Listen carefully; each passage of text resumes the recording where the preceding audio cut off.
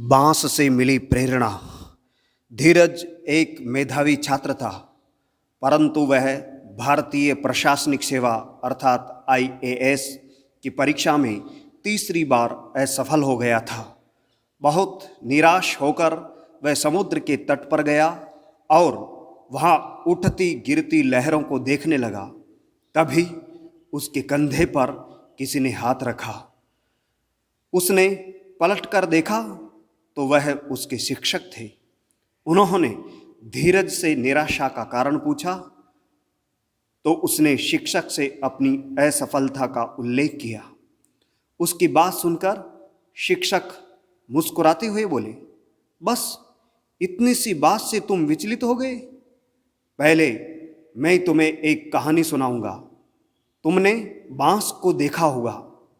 यह एक ऐसा पेड़ है जो बहुत लंबा हो जाता है, लगभग 100 फुट से भी अधिक ऊंचा।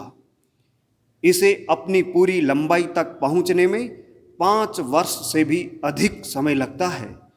जब ये पौधे का बीज रोपा जाता है तो बहुत समय तक यह केवल एक छोटे से अंकुर की तरह दिखता है और टेढ़ा मेढ़ा खड़ा होने के लिए भी संघर्ष करता है।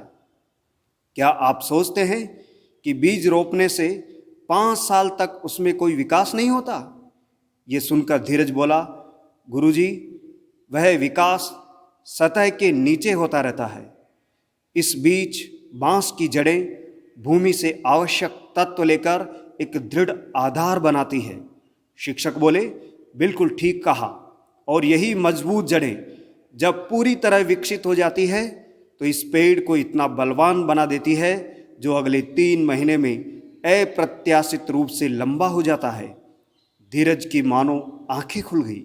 वह शिक्षक के चरण स्पर्श करते हुए बोला, गुरुजी, आपकी इस बात से मेरे लिए बहुत बड़ी प्रेरणा छिपी है। मेरा 3 वर्ष का परिश्रम अब बेकार नहीं जाएगा। मैं अपने लक्ष्य को अवश्य प्राप्त करके रहूँगा। अंततः धीरज आईएएस की परीक्षा में प्रथम स्थान पर रहा।